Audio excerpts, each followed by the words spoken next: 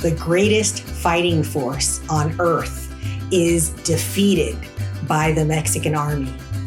May 5th, 1862. We're going to tell you all about it, but first, this is Latina Literati.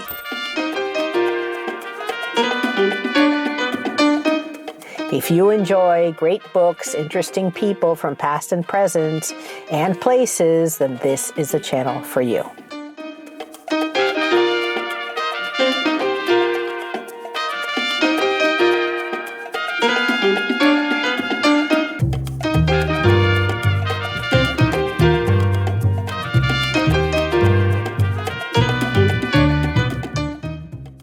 Let's set the stage for the Battle of Puebla. So in 1810, Mexico declares its independence from Spain, and about 50 years later, there is a civil war between the conservatives and the liberals. The liberals win, and President Benito Juarez is in charge of the government. Now, both sides had borrowed money from England, Spain, and France, and President Juarez says, we're going to need to pause debt payments as we regroup and restart our economy. So you can imagine that England, Spain, and France are not pleased. They meet on their own and say, we're going to travel by boat to Veracruz and demand payment. And they do that, except England and Spain did not know that France actually wanted to invade Mexico and make it part of its territory, of its colonies. And at that point in time, you have the European powers colonizing all over the world.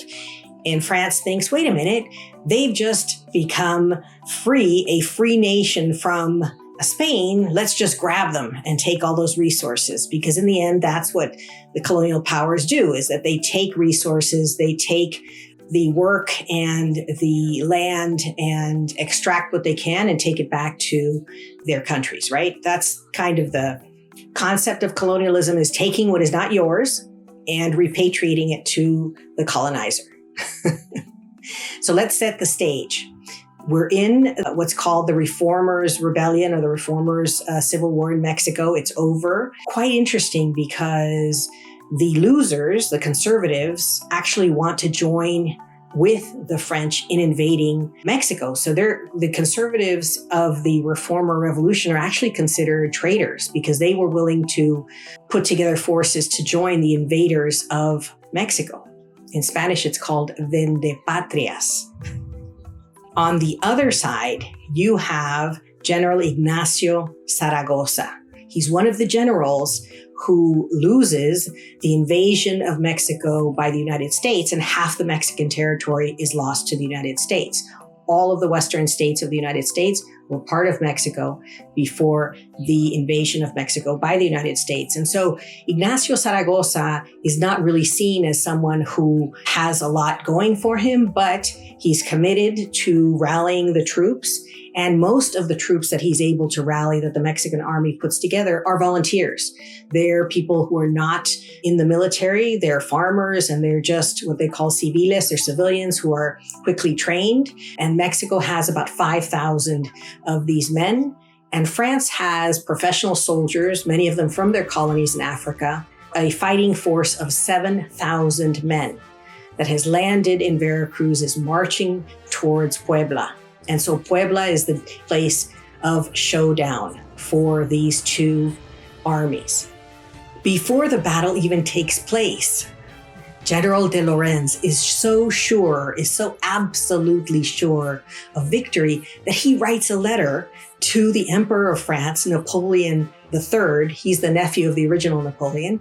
And he says, I'm going to paraphrase, of course, because of our very sophisticated military abilities, and because of our very high civilization and refinement, we are the new owners of Mexico. So he sends this letter off before the battle takes place. Can you imagine?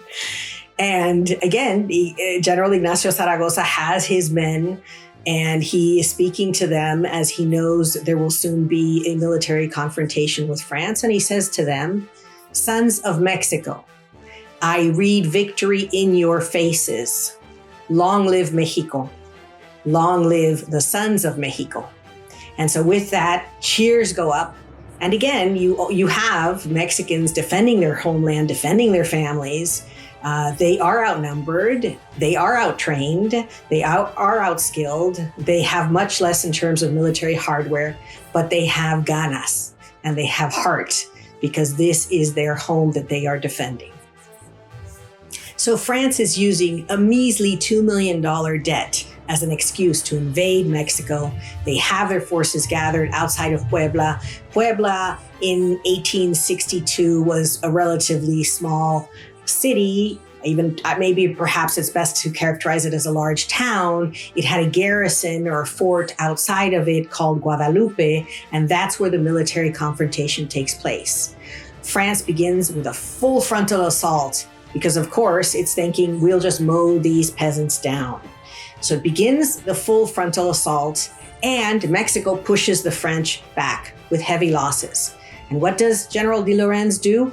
Second full frontal assault. And again, the Mexicans are able to push the French back. So what does General de Lorenz do? Third frontal assault. And at this point, he has everybody in the game, and he is trying at all costs to take that garrison. So as this third frontal assault occurs, the heavens open and it starts to rain, as if heaven alone knew who needed help. Well, of course, in the rain, all of a sudden, the cannons can't be moved because they're in the mud, they're stuck in the mud. And so this is a big disadvantage for the French army. And all of a sudden, they realize they are going to lose. And so they begin a very hasty retreat. The French start running back. So the Mexican army, as I mentioned, is made up of half of people who are not in the military. They are peasants and farmers, and they're using machetes. Machete is a thick, long knife that's used mostly in agriculture, but also in self-defense. And the Mexicans wielding machetes are really good at very close hand-to-hand combat with a machete. And so they are hacking the French to pieces. So the French retreat, and at that point of retreat, all of a sudden, Porfirio Diaz arrives with his brother Chato and leads the cavalry against the French as they're retreating. The French suffered huge losses. We're talking about 10% of their army is dead. So of the 7,000, about 700 were either dead or nearly dead because they were badly wounded. And the Mexicans have only lost 200, about 200 men. So huge difference in losses. Why? Because Mexico knows this terrain. Mexico knows how to fight, hand-to-hand combat, the soldiers. And the French did not expect this at all, completely surprised by this. So the greatest fighting force on earth, that's how the French army was characterized. Russia couldn't beat them in the Crimea, Italy couldn't beat them, and North Africa, and especially Algeria, was unable to stop them when they invaded and colonized them. And yet, this group of Mexican, mostly civilians, using machetes, was able to fight them off. So what happens? What does that mean?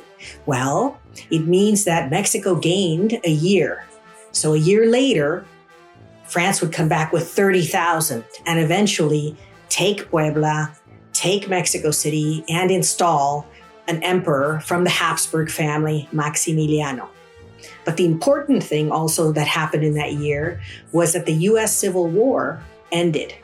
And so the U.S. said, we actually don't want European powers invading our southern neighbors. So they actually helped the people in Mexico who were fighting to get the French out. So the French were in Mexico for about 5 years. And eventually Maximilian was told to leave. He didn't. And he was shot with all of his generals. And so that's how the Battle of Puebla turns world history. The Mexicans who defend Puebla on Cinco de Mayo in 1862 pass into history, into glory as heroes for Mexico, defending Mexico from a foreign invader. In honor of this important historic day, Puebla actually changes its name to honor the general Ignacio Zaragoza. And so Puebla is known today as Puebla de Zaragoza. It's a beautiful story. There are lots of people who like to celebrate Cinco de Mayo, but understand that this gives this barely 50-year-old country the confidence and the idea that, yes, it not only can survive and thrive, but it can defend itself for the first time against this huge European power. So it's very, very important battle. It's pivotal in the history of Mexico, and it teaches France a good lesson. So now on to my favorite part of the video, book recommendations.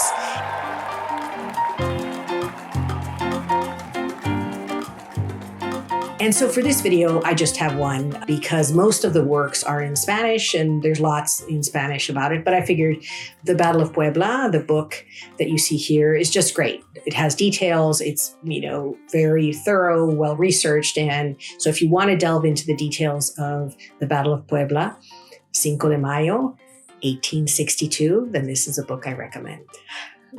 So thank you so much for joining us, for getting to the end of this journey. And it's a joint journey. We'd love you to subscribe to Latina Literati, share and comment. What do you think about Cinco de Mayo? We would love to hear from you. Thank you so much. And as always, mucho cariño, mucho salud y mucho amor. Gracias.